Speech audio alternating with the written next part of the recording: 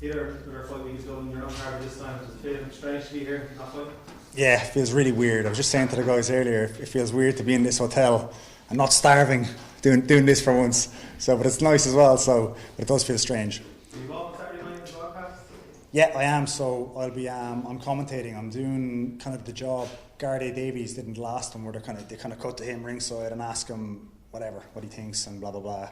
But so it's going to be Dan, Jimmy Smith and someone else doing the commentary, and then I'm doing that role. You look forward to it? Yeah, I am. I did broadcast work for Bellator for one of the Wembley shows before, just kind of talking about the fights beforehand and afterwards, but I really loved it. And I don't want to pat myself in the back too much, but I got a lot of praise for how I did it and stuff, so I wanted to do it again. I feel like it's something that's kind of pretty natural to me and I enjoyed it, so I am looking forward to it again. A lot of your teammates are in action on Saturday. Who are you most looking forward to? Obviously Sinead, Darren, Nathan, Nate. I'm looking forward to Sinead the most. I think that one has the most consequences and implications, so that one's exciting for me, and I'm very close to Sinead as well.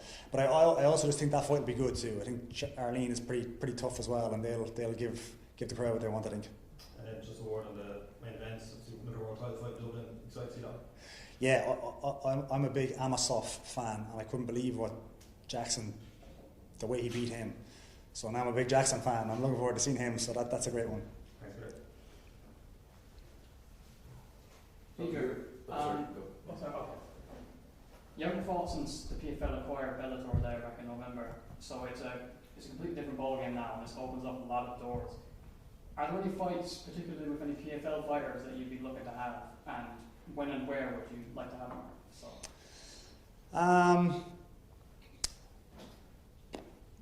Not really. I see us all as the one umbrella now. It's not as if we're PFL or Bellator, but I don't know. I haven't thought about it, to be honest. They'd wanted me to fight Yancy Medeiros in Belfast, and I said yes to that one. And then they kind of kicked it down the road to Dublin, and then it just couldn't happen for various different reasons. So that's one I've said yes to. I think that'll be a good one. You kind of know what you're going to get with me and Yancy. It'll be fun. It'll be a knock. So that's one that I've already agreed to, and I could do that one maybe. That'll be a good scrap anyway. But I also saw a report from Bloody Elbow you looking to fight Paul Hughes, and you might even do a face-off with him in the cage after his fight here.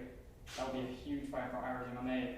But do you think your experience and know-how in the fight game could cause him problems that maybe he hasn't faced before?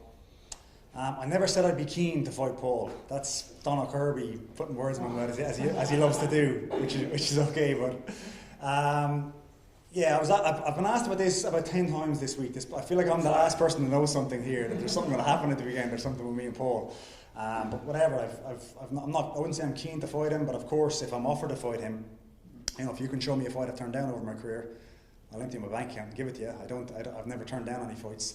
So if you ask me to fight him, or if he calls out my name or something on the weekend, of course I'm going to respond. But again, I'm not keen to fight him as you put it, or whatever. Right, thank you. Thanks, Peter. How are you?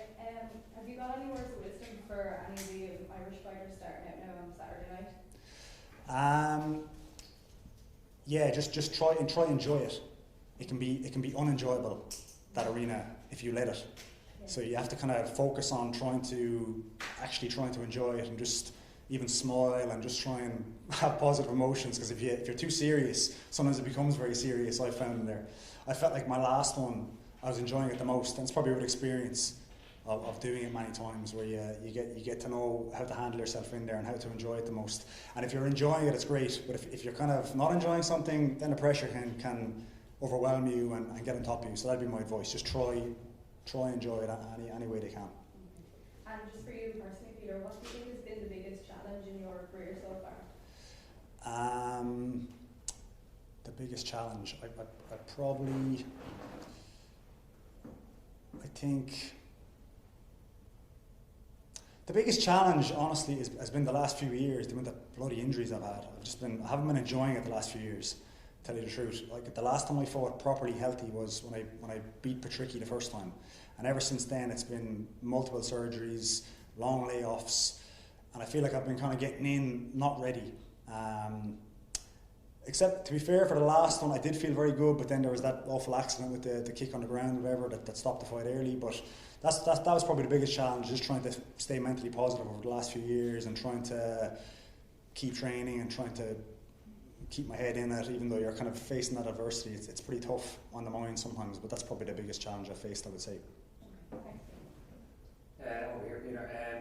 Obviously, the last few years you've been super busy. No one knows more than me how busy you are with your fighters. You've built a great stable of fighters here on the domestic scene. With the gravitation of the coaching and the fact that you've been around the game such a long time, in comparison to a young fighter who's trying to build his reputation, what drives you to get on the mats and put the work in nowadays?